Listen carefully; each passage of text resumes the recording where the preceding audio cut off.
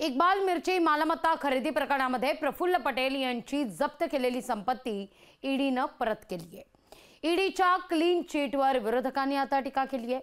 पटेलांसाठी ईडीनं जो न्याय लावला तो न्याय इतर राजकीय नेत्यांना का लावला जात नाही असा सवाल आता उपस्थित होतोय।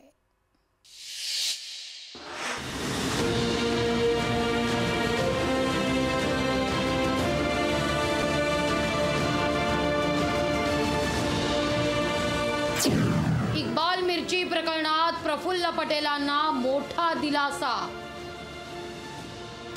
पटेलांच्या सीजे हाऊस मधील फ्लॅटची जप्ती रद्द।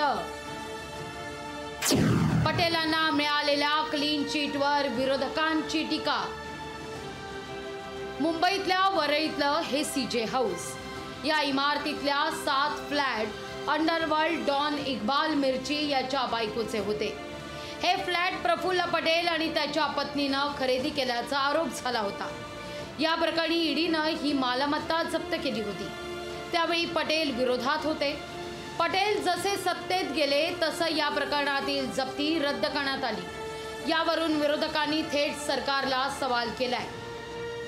जिसके ऊपर इसी अन्यायी तरीके से जब्ती की कार्रवाई की है, दबाव की कार्रवाई की है, उनको भी यही न्याय मिलना चाहिए ना। सिर्फ प्रफुल्ल भाई पटेल क्यों? प्रफुल्ल भाई पटेल के साथ हमारा कोई व्यक्तिगत ये नहीं है दुश्मनी, लेकिन सबको एक न्याय लगाइए ना।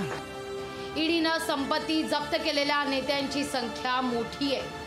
प्रफुल्ल पटेलांच्या संपत्तीवरची जप्ती जशी रद्द केली तसं इतरांबाबत करावं अशी मागणी जितेंद्र आव्हाड यांनी केली आहे।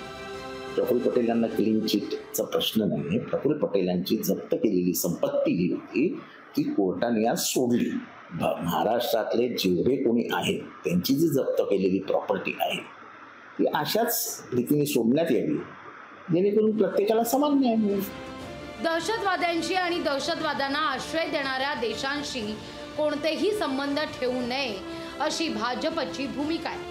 इथं मात्र दहशतवाद्यांशी आर्थिक व्यवहाराचा आरोप असलेले पटेल सत्ताधारी भाजपला कसे चालले असा सवाल विचारला जातो। मीनाक्षी म्हात्रे, लोकशाही मराठी, मुंबई। लोकशाही मराठी ऐका, पहा, जागरूक रहा।